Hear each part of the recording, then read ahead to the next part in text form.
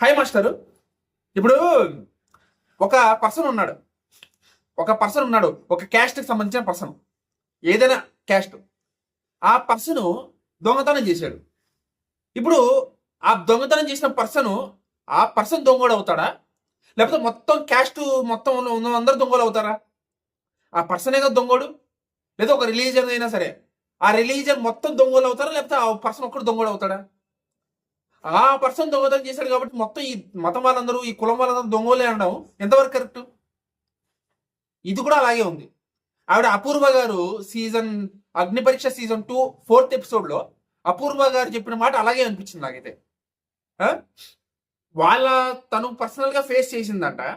అబ్బాయిలు ఇలాగే ఉండాలి, అమ్మాయిలు ఇలాగే ఉండాలి, అబ్బాయిలు ఈ పని చేయకూడదు, అమ్మాయిలు ఈ పని చేయాలని చెప్పేసి ఆవిడ జీవితంలో ఏదో జరిగిందంట. దాన్ని జనరలైజ్డ్ చేసి చెప్పిందనమాట. మళ్ళీ జనరలైజ్డ్ కాదు అంటుంది, కానీ దీన్ని అందరికీ చూపించాలంటుంది. నాకేం అర్థం కాల. జనరలైజ్డ్ చేసి చెప్పింది ఆవిడ, మళ్ళీ జనరలైజ్డ్ కాదని చెప్తుంది. అదేవిధంగా మన అభిజిత్ గారిని పట్టుకొని ఆయన గేమ్ని తక్కువ చేసి మాట్లాడదు. అంటే తక్కువ చేసి మాట్లాడినట్టు లేకపోయినా తప్పు పట్టడం అంటే తక్కువ చేయడమే కదా. తప్పు పట్టడం అంటే ఏంటి అంటే నువ్వు చేసిన తప్పు అని చెప్పడమే కదా. అంటే కొన్ని లక్షల మంది ఓట్లేసి గెలిపించిన ఒక వ్యక్తిని ప్రతి ఒక్కరికి ఇదే పనే. అభిజిత్ గారు తప్పు పట్టడమే పనే. నాకు అర్థం కాదు. అభిజిత్ గారు ఆడిన ఆట, అభిజిత్ గారు వ్యక్తిత్వం నచ్చింది కాబట్టి లక్షల మంది ఓట్లేసి గెలిపించారు.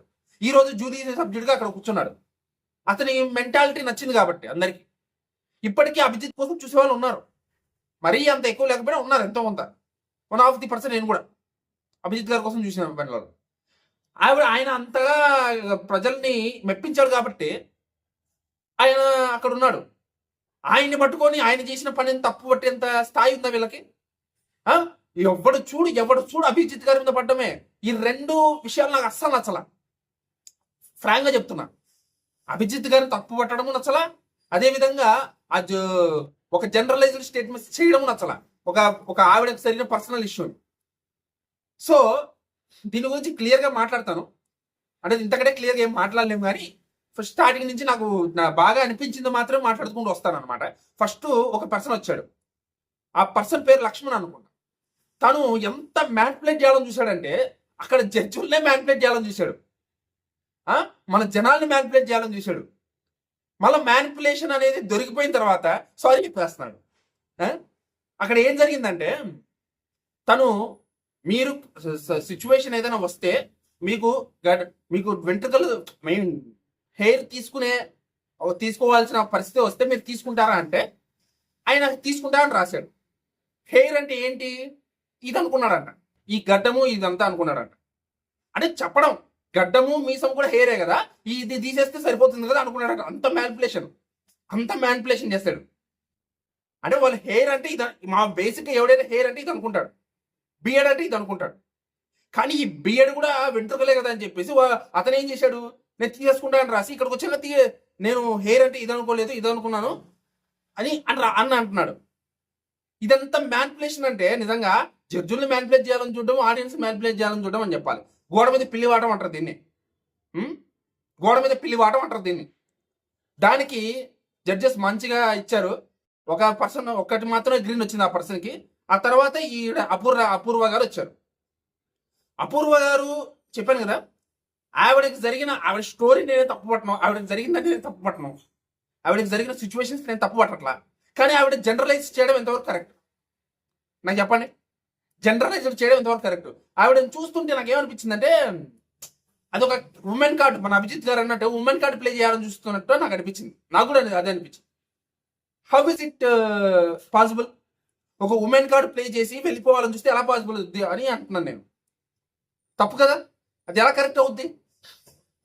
ఇప్పుడు ఇందాక నేను చెప్పిన ఎగ్జాంపుల్ లాగే మనకి ఒకటి జరిగింది అంటే అది మన వరకే ఉండాలి. మొత్తం సమాజం అంతా ఇలాగే ఉన్నారని చెప్పేసి జనరలైజ్డ్ స్టేట్మెంట్ ఇవ్వడం అనేది ఎంతవరకు కరెక్ట్? మీరు నాకు కామెంట్ చేసి చెప్పండి. కామెంట్ అయితే చేసి చెప్పండి. అభిజిత్ గారి ఇంట్లో వాళ్ళ అమ్మగారు హెడ్ అంట. మరి అభిజిత్ గారు ఇంట్లో వాళ్ళ అమ్మగారి హెడ్గా ఉన్నప్పుడు ఇది మొత్తం సమాజానికి ఎలా వర్క్ అవుద్ది? ఎవరింట్లో అయినా సరే అమ్మగారి హెడ్, ఎవరింట్లో అయినా సరే అమ్మే హెడ్. అమ్మ చెప్పిందే వింటారు చాలా మంది. ఓకే, ఇలాగా ప్రతిసారి ఒక ఉమెన్ కార్డ్ ప్లే చేయాలని చూడటము, ఒక రైతు కార్డు ప్లే చేయాలని చూడటము, వాట్ ఈస్ దిస్? ఏదో ఒక కార్డు ప్లే చేయకపోతే వర్కౌట్ కాదా? నేను అడుగుతున్నా. సరే జస్ట్ దయచేసి నెక్స్ట్ టైం వెళ్ళే వాళ్ళైనా సరే ఇలాంటి దిక్కుమాలిన కార్డులు అయితే ప్లే చేయొద్దు దయచేసి. నాకు అస్సలు నచ్చదు ఆవిడ చెప్పింది, అపూర్వ గారు చెప్పింది. ఆవిడ పర్సనల్ లైఫ్ వరకు ఇలా జరిగింది అనుకోవడం బాగానే ఉంది, కానీ మొత్తం జనరలైజ్ చేసి చెప్పడమే నచ్చల. మొత్తం అందరూ ఒకేలా ఉంటారు, ఇలా సమాజంలో ఇలా ఉందని చెప్పడం నచ్చల. మళ్ళీ చెప్పలే అంటుంది, మళ్ళీ ఆ మాట చెప్పట్లేదు అంటుంది.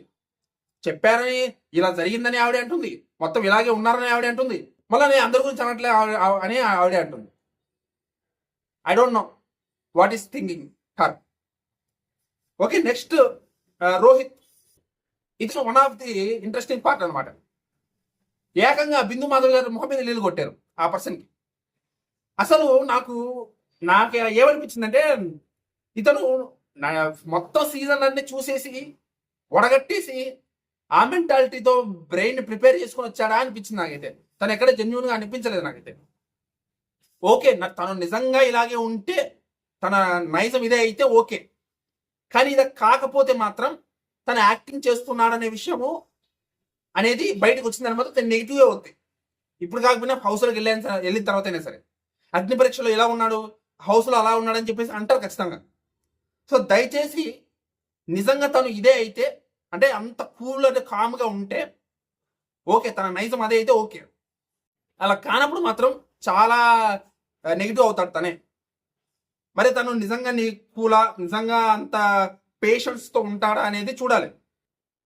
బిందు మాధవి గారు పదే పదే ముఖం మీద నీళ్లు కొట్టినా సరే దాని గురించి అది చెప్పడం అనేది, దాని గురించి సహనంగా తను ఏమంటుందో అని వెయిట్ చేయడం అనేది నిజంగా నాకు అది జెన్యున్గా అనిపించడం లేదు. ఎందుకంటే అక్కడ జడ్జిలు కాబట్టి వాళ్ళు ఏం చేసినా సైలెంట్గా ఉంటారు. అదే వేరే వాడు వచ్చి ముఖం మీద నీళ్ళు కొడితే ఇంత సైలెంట్గా ఇంత సహనంగా ఉంటారా? ఇది కెమెరాలు ఉన్నాయి కాబట్టి జనాలు చూస్తారు కాబట్టి అలా సహనంగా ఉన్నారని అనిపించింది అనమాట. ఎందుకంటే పదే పదే నీళ్ళు కొడుతుంటే కొంచెమన్నా డిఫెండ్ చేసుకోవాలి కదా, ఎందుకు కొడుతున్నారని చెప్పేసి. It's not correct. కానీ అభిజిత్ గారు ఏమన్నారంటే, దానికి ప్రతిదానికి రియాక్ట్ అవ్వాల్సిన అవసరం లేదన్నారు. కరెక్టే, ప్రతిదానికి రియాక్ట్ అవ్వాల్సిన అవసరం లేదు అభిజిత్ గారు అన్నారు. కానీ మరి ఇంత ఇంత ఏదో ఏదో కుక్కిన పేర్లాగా పడి ఉండాల్సిన అవసరం లేదు, అంత సహనంగా ఉండాల్సిన అవసరం లేదు నన్ను అడిగితే.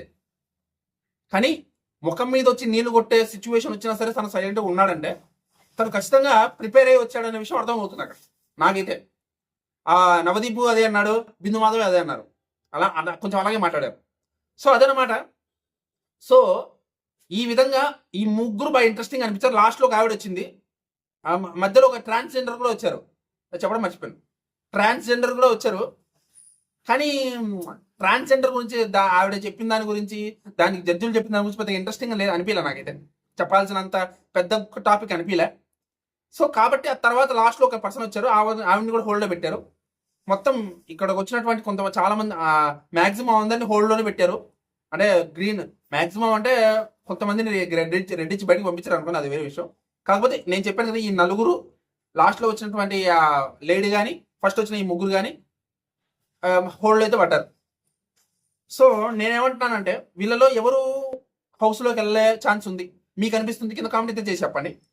ఇప్పటిదాకా వెళ్ళిన వాళ్ళు ఒక 4-5 మెంబర్స్ ఉన్నారు డైరెక్ట్గా మన అగ్ని పరీక్ష సెలెక్ట్ అయిన వాళ్ళు. సో వీళ్ళల్లో అయితే ఎవరు నాకు వర్తబుల్ అనిపించడంలా. చూద్దాం మరి ఎలా ఉన్నారో, ఫ్యూచర్ ఎలా ఉంటుందో నెక్స్ట్ టైం చూడాలి. ఇంకా పోను మీకేమనిపించింది కింద కామెంట్ అయితే చేసి చెప్పండి, ఓకేనా?